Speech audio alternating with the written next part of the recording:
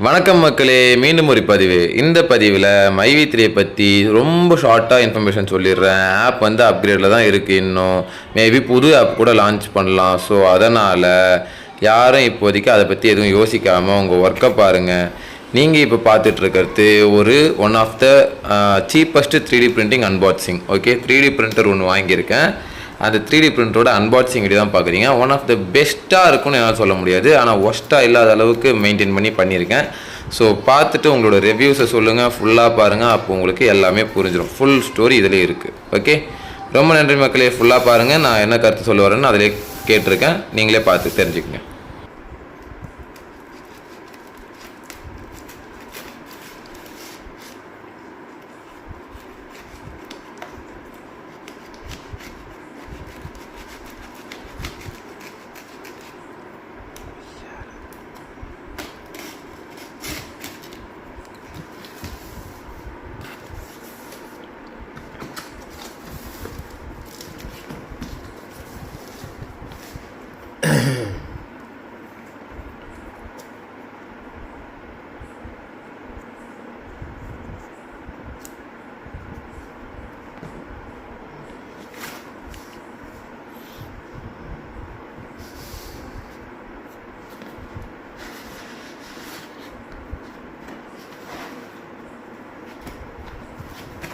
இதுதான் levelling bed.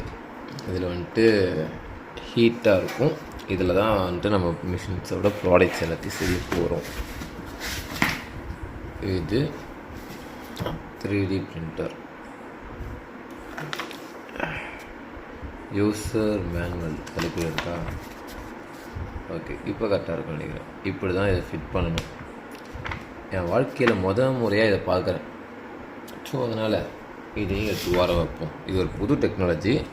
எங்கள் வீட்டில் வந்து ஜெராக்ஸ் கடை ஸ்டார்ட் பண்ணலாம் அப்படின்னு சொல்லியிருந்தாங்க. உங்களுக்கு அநேகமாக இப்போது சவுண்டு கொஞ்சம் கிளியராக கேட்கும்னு நினைக்கிறேன். காற்று சவுண்டு இல்லாமல் கேட்கும். இது யூசர் மேனுவல். இதுவும் ஓகே. அது வந்து ஜஸ்ட் இன்ஸ்ட்ரக்ஷன். User manual.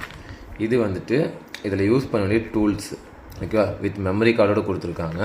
இதில் இந்த மெமரி கார்டு தான் போட போகிறோம். ஓகே. அண்ட் இதில் எல்லா டீட்டெயில்ஸும் வந்துட்டு வித் பென்ட்ரைவும் வந்திருக்கு பாருங்கள். அந்த மெமரி கார்டு கூட வந்துட்டு அந்த அடாப்டர், மெமரி கார்டோட அடாப்டர் வரும்ல, ஸோ அது. அண்ட் இதில் ஸ்க்ரூஸ் இதெல்லாம் நம்ம அன்பாக்சிங்கில் அப்புறம் பார்ப்போம். ரொம்ப நீங்கள் லைஃப்பில் பார்க்குற ஒஸ்ட்டு அன்பாக்சிங் இதுவாக கூட இருக்கலாம். இது கூட பவர் கேபிள். ஓகேவா? 3D பிரிண்டர் வந்துரு. சரிப்பா, என்னோடய டேபிள் வந்துட்டு ரொம்ப அலங்கோலமாக இருக்குது. இப்போது செட்டப் சரியில்லை. இதை வந்துட்டு ஆக்சுவலாக நம்ம அப்படியே இருக்கிறது பெட்டர்னு நினைக்கிறேன். ஒரு கையில் ஹேண்டில் பண்ண முடியாது. இதை நான் கட் பண்ணிட்டு வரேன். ஓகே, அதுக்குள்ளே இருந்த எல்லா பொருளையும் வந்துட்டு வெளியே எடுத்தாச்சு. அண்ட் இது வந்துட்டு நம்ம இது கூட அட்டாச் பண்ணால் கிட்டத்தட்ட முடிஞ்சுது. பட் இதெல்லாம் எல்லாத்தையும் செட் பண்ணணும். ஸோ உங்களுக்கு செட் பண்ணும்போது அப்பப்போ ஷார்ட்டாக எடுத்து நான் உங்களுக்கு காட்டுறேன். சரியா? அந்த பேக்கேஜை ஃபுல்லாக பிரித்தாச்சு. இதில் வந்துட்டு பார்த்திங்கன்னா எஸ்டி கார்டோட அந்த கார்டு ரீடரும் எஸ்டி கார்டும் கொடுத்துருக்காங்க. 8GB மெமரி கார்டு வந்துட்டு இன்பில்டாகவே கொடுத்துட்டாங்க இவங்களே. ஸோ நம்ம தனியாக வாங்க தேவையில்லை. இது வாரண்டி கார்டு சைனீஸில் இருக்குது. இது மேட் இன் சைனா தானா? Made in China and make in something போட்டிருந்தேன். இங்கே தான் பார்த்தேன். அப்புறம் ஸ்பேர் நாசல் ஒன்று கொடுத்துருக்காங்க. ஏற்கனவே ஒரு ஹீட் நாசல் இருக்குது, அது கூட ஸ்பேர் நாசல். இது வந்துட்டு அலங்கி டூல் செட்டும் and spanner tool set with எல்லாமே ஸ்க்ரூஸ் எல்லாமே கொடுத்துட்டாங்க. இது வந்துட்டு ஒரு எந்த இடத்துல எனக்கு எக்ஸாக்டாக வருதுன்னு தெரியல, ஆனால் இது ஸ்ப்ரிங்கு டைப்பு. ஸோ ஃபிலமெண்ட்டை பைண்ட் பண்ணுற அந்த ஸ்ப்ரிங்காக கூட இருக்கலாம். ஸோ அந்த ஹீட் பண்ணி அப்படியே உள்ளே கொண்டு வரது இல்லையா, ஸோ அதுவாக கூட இருக்கலாம். என்னென்னு தெரியல, பார்ப்போம். அப்புறம் இதெல்லாம் கொடுத்துருக்காங்க. இது என்னென்னு பார்க்கணும். பவர் கேபிள்ஸ் எடுக்கணும். இன்னும் லைன் ஸ்டார்ட் பண்ணல. உங்களுக்கு பார்த்தா தெரியும்னு நினைக்கிறேன். லைன் இன்னும் ஸ்டார்ட் பண்ணல, ஜஸ்ட் அசம்பிள் மட்டும் பண்ணி வச்சுருக்கேன். இதுக்கப்புறம் தான் என்ன பண்ணுறதுன்னு பார்க்கணும்.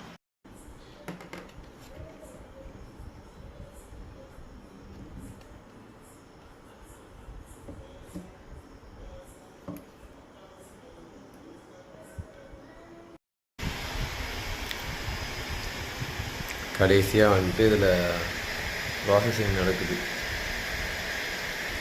நம்ம எதுவுமே வந்துட்டு கொடுக்கல இன்புட்டு, ஆனால் இப்போ தான் ப்ராசஸிங் நடக்குது. ஆட்டோ லெவலிங்க்கு நான் இதுவே கொடுக்கலையே.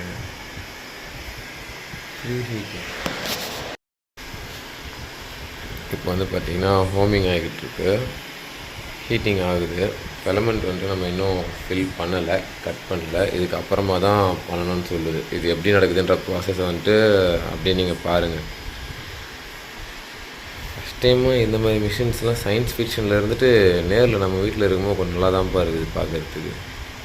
கையால் யூஸ் பண்ணும்போது அது குவாலிட்டி நல்லா இருக்குது. ஆக்சுவலாக இந்த பட்ஜெட்டுக்கு நான் இந்த ரேஞ்சே எதிர்பார்க்கலை. இன்னும் கொஞ்சம் மொக்கையாக இருக்குன்னு நினச்சேன், பரவாயில்ல, 15,000க்கு ஒர்த்து தான்.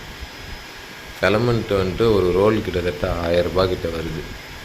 அது 6000 7000லாம் கூட இருக்குது இதுக்கு யூஸ் பண்ணுற அந்த ரோல். இதை பார்த்திங்கன்னா இது வந்து சும்மா சின்ன சாம்பிள் கொடுத்துருக்காங்க. ஆனால் நம்ம யூஸ் பண்ணுறத வச்சு நிறைய பண்ண முடியும். என்ன இது உள்ள குச்சிலாம் ஊதி பார்த்தீங்களா, தெரியுதா? இது வந்து இப்போ ஹீட் ஆகி வந்து விழுந்துது. உங்களுக்கு ஹீட் ஆகிறது தெரியுதா? இதான் நாசில். இந்த நாசில் வழியாக தான் வந்துட்டு அந்த ஃபிலமெண்ட் வெளியே வரும். ஹீட்டிங் ஓகே, இதுவும் முடிவு.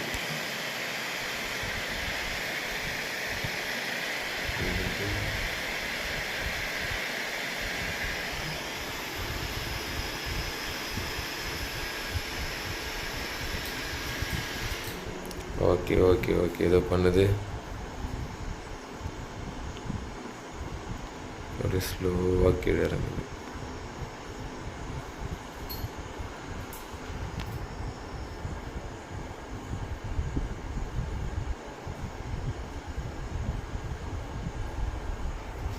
ஒருவேளை டைட்டாக இருக்குதுன்னு நினைக்கிறேன். அநேகமாக நான் பார்த்த வேலையாக தான் இருக்கும். ஒரு நிமிஷம். ஓகே, இப்போ கொஞ்சம் ஃப்ரீயாக இருக்குதுன்னு நினைக்கிறேன். பார்ப்போம் எந்த அளவுக்குன்னு.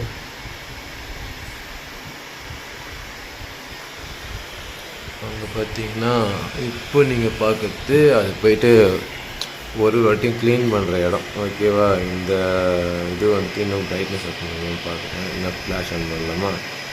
ஓகே, இப்போ உங்களுக்கு கிளியராக தெரியும்னு நினைக்கிறேன். அந்த இடத்துல தான் போயிட்டு ஒரு வாட்டி வந்துட்டு தன்னை க்ளீன் பண்ணிட்டு வரோம் அப்படின்ற மாதிரி சொல்லுவாங்க. எனக்கு கீழே பார்த்தீங்கன்னா லைட்லாம் எரியுது. மிஷினே தாறுமாறாக இருக்குது இதில் பார்க்குறதுக்கு. ஓகே, இது ஹீட் பண்ணுது. இது இந்த ரூமில் இருந்தால் இந்த ரூமே ஹீட் ஆகிடும் போல். இதுக்காகவே நான் ஏசி வாங்கி போட வேண்டியிருக்கும் போல். அங்கே ஹீட் பண்ணி இங்கே வந்துட்டு டிப் பண்ணோம் அப்படின்ற மாதிரி சொன்னாங்க. அதை க்யூர் பண்ணிக்கிறதுக்கு அது எந்த அளவுக்குன்றதுலாம் இதுக்கப்புறம் பார்த்தா தான் தெரியும்.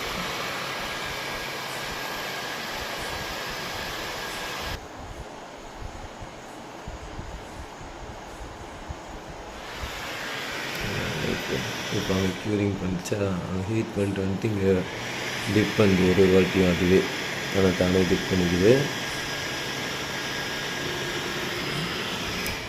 இப்போ என்ன பண்ணுது பாருங்கள்.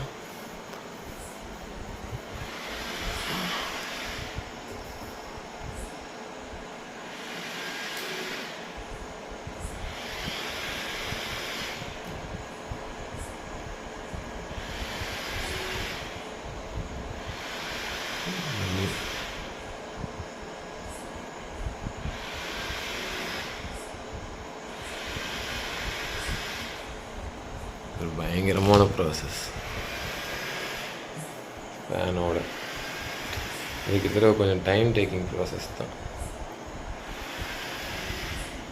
அந்த போர்டோட டெக்ராமெண்ட்ரி வந்துட்டு ஜாமெண்ட்ரி வந்துட்டு ஸ்டடி பண்ணிது. ஒரு பாயிண்ட்டாக மேப்பிங் பண்ணிக்கிட்டு இருக்கு. இப்போது மேப்பிங் பண்ணி முடிச்சதுக்கப்புறம் கரெக்டாக வரும்.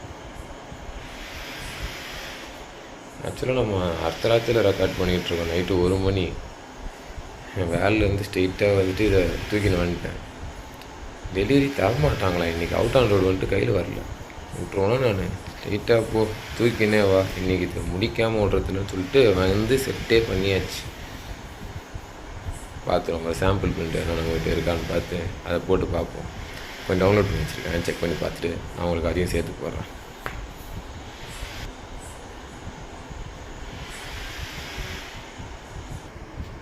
ஓகே மக்களே, பெட்டு ஒரு வழியாக செட் ஆகிடுச்சு. இதுக்கப்புறம் வந்து நம்ம ஸ்ட்ரெயிட்டாக பிரிண்ட் ஸ்டார்ட் பண்ணலாம். பட் ஃபிலமெண்ட் ரொம்ப கம்மியாக இருக்கிறதுனால நாளைக்கு என் சிஸ்டரும் வருவாங்க. அதுக்கப்புறம் நான் இதை ஸ்டார்ட் பண்ணுறேன். அவங்க கையால் ஒரு ரவுண்ட் ஆரம்பிப்போம். எப்படியோ மக்களே, வெற்றிகரமாக வந்துட்டு ஹைட் இன்க்ரீஸ் ஆகாமல் கொஞ்சம் இருந்துச்சு. அந்த ஒரு பிரச்சனையை வந்து வெற்றிகரமாக முடிச்சிட்டேன்.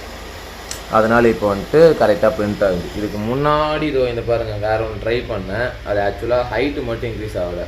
அநேகமாக ஃபைல் ஃபார்மெட்டில் ஏதோ இஷ்யூன்னு நினைக்கிறேன். அதனால் ஹைட்டு மட்டும் இன்க்ரீஸ் ஆகாமல் இருந்தது. இன்னும் கிளியராக பார்த்தா தெரியும்னு நினைக்கிறேன். அண்டு டைமிங்ஸ் வந்து ஓடிட்டுருக்கு. இந்த இது பிரிண்ட் ஆகிறதுக்கு 1/2 hour ஆகும். இது இப்போதைக்கு 10 நிமிஷம் ஆகிருக்கு. இது ஆக்சுவலாக 1/2 hour பிரிண்டிங் ப்ராசஸ், 29 நிமிஷம் டோட்டலாக. இன்னும் 20 நிமிஷத்துக்கு அப்புறம் நான் அதையும் சேர்த்து அப்லோட் பண்ணிட்டு மொத்தமாக போகிறேன்.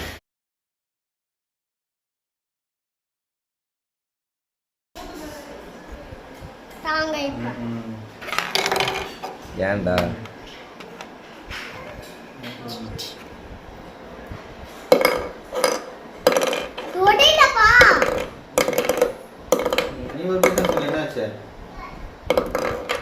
ஓகே ஒன்றா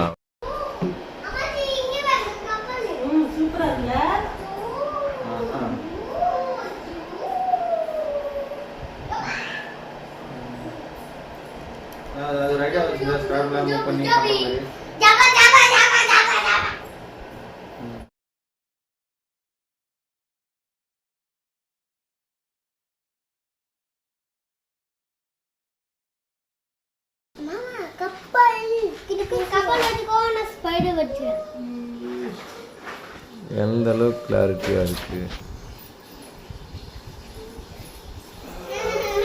இந்த ஃபினிஷிங்லாம் இன்னும் கொஞ்சம் நீட்டாக வரணும். இதெல்லாம் சாண்டிங் பண்ணணும் நம்ம தான். இது கடைசியாக இப்போது மிச்சம் இருக்க ஃபிலமெண்ட்டை வச்சு ஸ்டார்ட் பண்ணோம். இது ஒரு ஸ்கல்லும் பிரெயினும் அப்படின்ற மாதிரி. அது ஒரு நெட்லேருந்து எடுத்தது தான். இது டைமிங் என்னென்னு காட்டல, அது என்ன எரராக என்னன்னு தெரியல, செக் பண்ணணும்.